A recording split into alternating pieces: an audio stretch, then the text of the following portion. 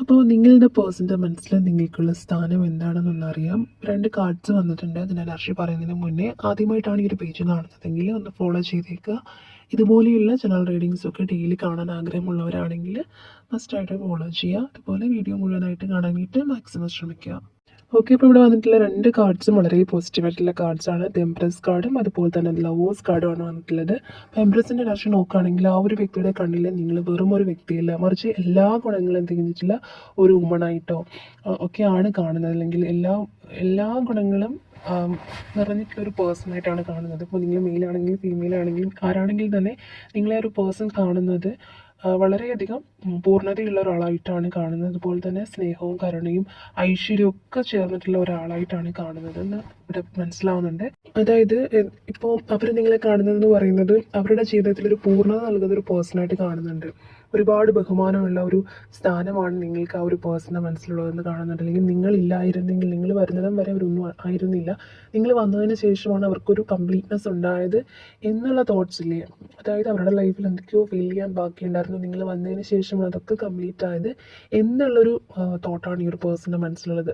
അതുപോലെ തന്നെ lovers card ആണെന്നുണ്ടെങ്കിലും ഇത് വളരെയധികം ഒരു സോൾ കണക്ഷൻ ഉള്ളൊരു കാർഡാണ്.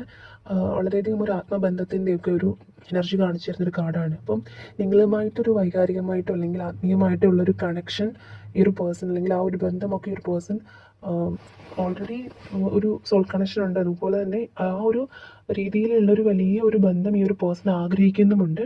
അപ്പോൾ അവരുടെ മനസ്സിൽ പ്രണയത്തിൻ്റെ ഏറ്റവും ഉയർന്നൊരു സ്ഥാനത്താണ് നിങ്ങളുള്ളത്. ചിലപ്പോൾ കുറച്ച് പേർക്കെങ്കിലും ചിലപ്പോൾ വൈകി എത്തിയിട്ടുള്ളൊരു പേഴ്സൺ ആയിരിക്കാം. അതുകൊണ്ട് തന്നെ ചിലപ്പോൾ പലപ്പോഴും ചിലപ്പോൾ ലൈഫിലേക്ക് കൂടെ കൂട്ടാനായിട്ട് പറ്റുന്നുണ്ടാവില്ല.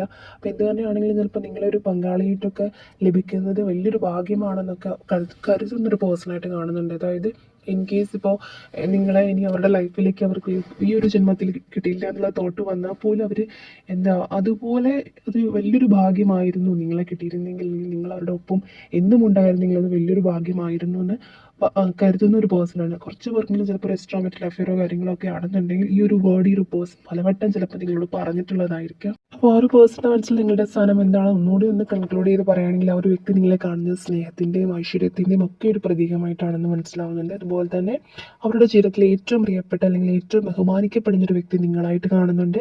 വെറും ഒരു ഇഷ്ടമല്ല, മറിച്ച് മരണം വരെ നിങ്ങളുടെ കൂടെ ഉണ്ടാവണമെന്ന് ആഗ്രഹിക്കുന്ന ഒരു പേഴ്സണായിട്ട് കാണുന്നുണ്ട്. അതുപോലെ തന്നെ നിങ്ങളുടെ ഒരു കൂടിക്കാഴ്ച യൂണിവേഴ്സായിട്ട് തന്നെ നിശ്ചയിച്ചതായിട്ട് കാണുന്നുണ്ട്. അപ്പോൾ ലേറ്റായിട്ട് വന്നതാണെങ്കിൽ പോലും ഈ ഒരു പേഴ്സൺ നിങ്ങളുടെ ലൈഫിൽ വരണമെന്നുള്ള ഒരു നിമിത്തമായിരുന്നു, അല്ലെങ്കിൽ നിങ്ങൾ തമ്മിലൊരു സോൾ കണക്ഷൻ ഉള്ളതാണെന്ന് തന്നെയാണ് ഈ ഒരു റീഡിങ്ങിൽ കാണുന്നത്.